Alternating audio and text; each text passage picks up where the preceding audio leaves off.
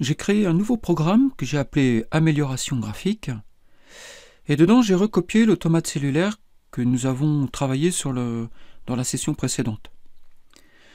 Alors, c'est exactement le même, avec une différence, c'est que dans le main, l'automate en fait tourne en boucle. Et il tourne sans s'arrêter, et pour l'arrêter, on appuie sur une touche. C'est tout. Alors j'ai également utilisé la fonction console cursor qu'on a déjà vue dans un autre travail.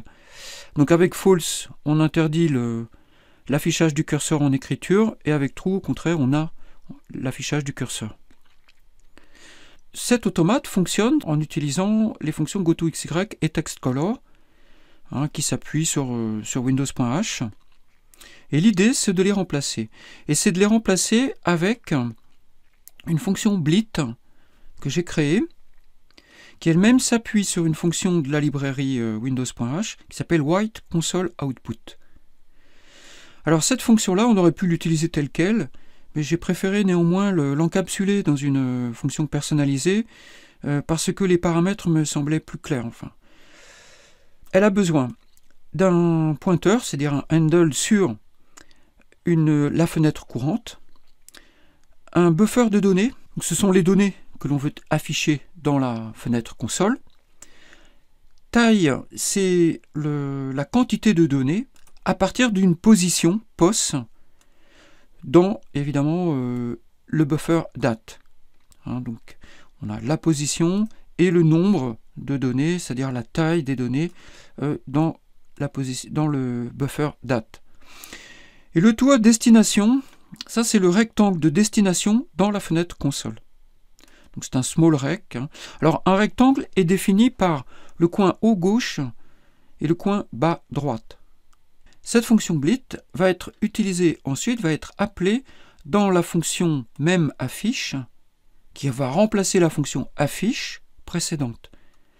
Alors premièrement, dans cette fonction, on crée le buffer de données, c'est-à-dire on recopie la matrice initiale, le plan de départ, le plan original, on le recopie, donc ce qui est un plan, donc c'est une matrice 2D, et on le recopie dans un tableau dynamique de char info en une seule dimension. La location dynamique est vue un peu plus tard avec les pointeurs, mais c'est très simple en fait. La fonction malloc permet de réserver un bloc de mémoire dont on donne la taille en paramètres. Donc ici la taille c'est la taille d'un élément. Un élément c'est un char info multiplié par le nombre des éléments. Donc la taille, le nombre total des éléments dans la matrice c'est tx que multiplie ty. Donc voilà, donc là ici j'ai la taille du bloc en mémoire. Ça c'est un cast parce que le malloc retourne en réalité autre chose, un void d'étoile. Et là j'ai créé un tableau. Alors qu'est-ce que c'est qu'un char info? Un char info c'est une structure. Donc si je prends par exemple date de 0 c'est un char info et dedans vous allez voir il y a deux champs. Le champ attribute qui correspond à la couleur, à partir duquel enfin c'est la couleur pour une lettre. Et char c'est un union. Parce qu'on peut avoir deux types de char, on peut avoir soit un ASCII char, ce qu'on va utiliser, ou éventuellement un Unicode char. Voilà. Alors si ça a bien fonctionné, donc si date est différent de nul, donc on est là, à ce moment-là, je parcours la matrice avec une boucle imbriquée, donc pour le nombre de lignes, le nombre de colonnes, et je récupère la couleur. Donc je fais mat yx en fonction de la valeur de la position. Donc si c'est égal à 0, je prends la couleur 16 pour le fond, c'est-à-dire c'est bleu pour le fond, en réalité c'est 1 pour le fond, 1 décalé de 4 bits, de 4, voilà c'est ça, ça me donne bleu pour le fond.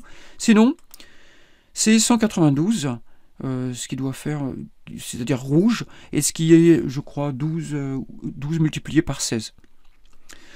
Alors, comment faire pour passer de 2D à 1D? C'est simple, parce que la taille d'une ligne, c'est Tx, et donc en multipliant par Y, ça me donne la position verticale. Donc là, j'accède au niveau de ma verticalité dans le tableau une seule dimension.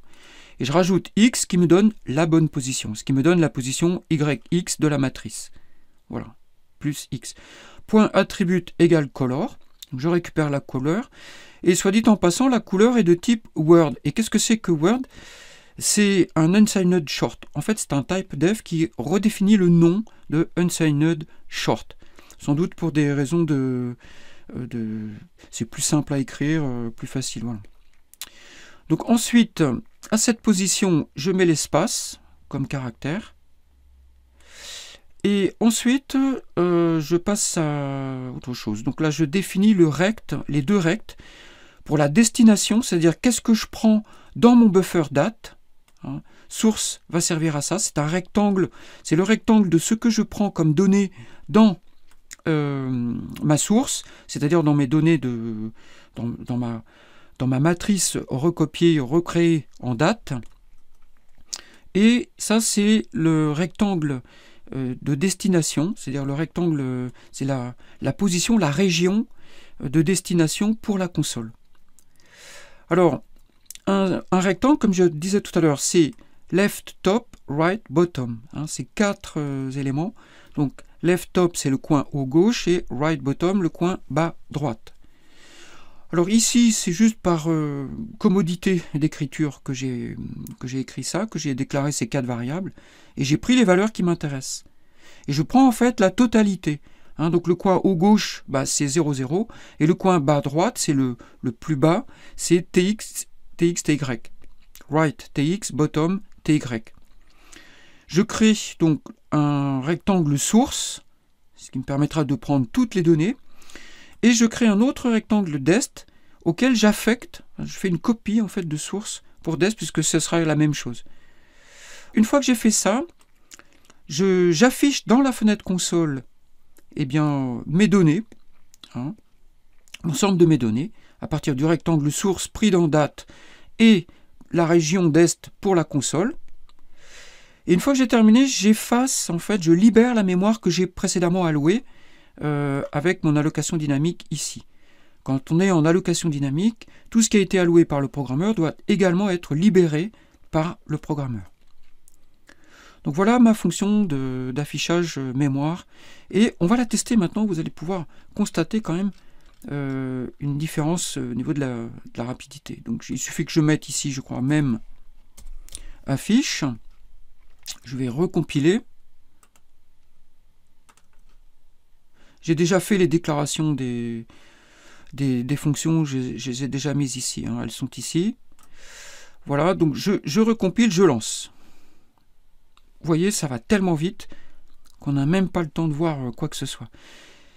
Ce qui nous amène à créer une fonction de topage, c'est-à-dire une fonction qui prend le temps qui passe, qui va servir de métronome. Alors cette fonction, je l'ai déjà écrite. On va aller la regarder, voir un peu comment elle est faite. La voilà. Donc je lui passe une durée. Elle retourne un int. Hein. Je lui passe une durée. Dedans, j'ai une variable statique start qui est initialisée la première fois à 0. Lors du premier appel de la fonction, start est initialisé à 0. Alors je rappelle qu'une variable statique, c'est une variable qui reste en mémoire dans le bloc de la fonction. C'est-à-dire qu'à chaque fois qu'on réappelle la fonction, on retrouve la variable avec la dernière valeur qu'elle avait dans la fonction. Reste est à 0 par défaut, mais si le temps qui passe dépasse en fait le temps pris au départ plus la durée attendue, demandée, à ce moment-là je réinitialise start sur le temps, le nouveau temps, je prends le temps, quoi. Je mets res à 1, et quand ça s'est terminé, de toute façon je retourne res. Voilà, donc si on est passé dans le if, res vaut 1, sinon res vaut 0.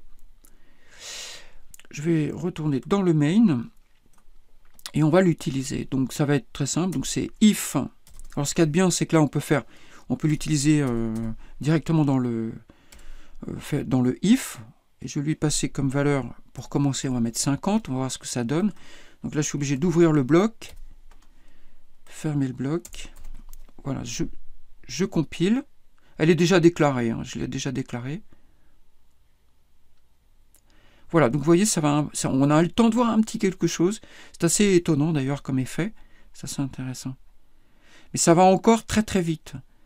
Alors on peut faire deux choses, on peut peut-être élargir la zone d'action de l'automate. Le maximum par défaut c'est 120 je crois. et ici c'est 30. Après, on verra, on essaiera de créer une fonction qui nous permet de donner à la fenêtre console la taille que l'on souhaite à partir du programme. On peut faire, donc ça c'est la première chose, et la seconde chose, bah, c'est de donner un peu plus de temps ici. Donc par exemple, je vais mettre 300.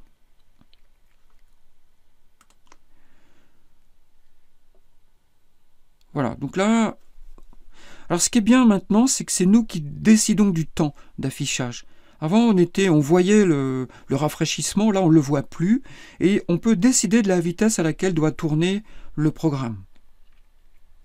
Voilà, donc la figure, moi je suis assez fasciné par ces figures. Donc là, il n'y a aucun travail sur les couleurs, c'est quelque chose que vous pouvez ajouter vous-même en réfléchissant, en voyant comment vous voulez faire. Sachant que là, on n'a pas tellement de couleurs. Ça serait pas mal de travailler avec une librairie graphique pour ça. Donc voilà pour des accélérations qui peuvent être utiles pour toutes sortes de jeux. Maintenant, on peut créer toutes sortes de jeux en mode console. Personnellement, je trouve ça intéressant parce que ça nous rapproche de ce qu'on appelle l'ASCII art. L'ASCII art, c'est vraiment l'art de créer avec des lettres, en mode, disons en mode console, de faire des dessins, de faire des créations avec ça. Moi personnellement, je trouve ça très intéressant. Puis en plus, ça nous ramène aux origines de la création des jeux vidéo, avec les premiers environnements pour lesquels on n'avait que ça en fait. On n'avait que ces lettres et ces espaces réduits, avec des affichages pas terribles.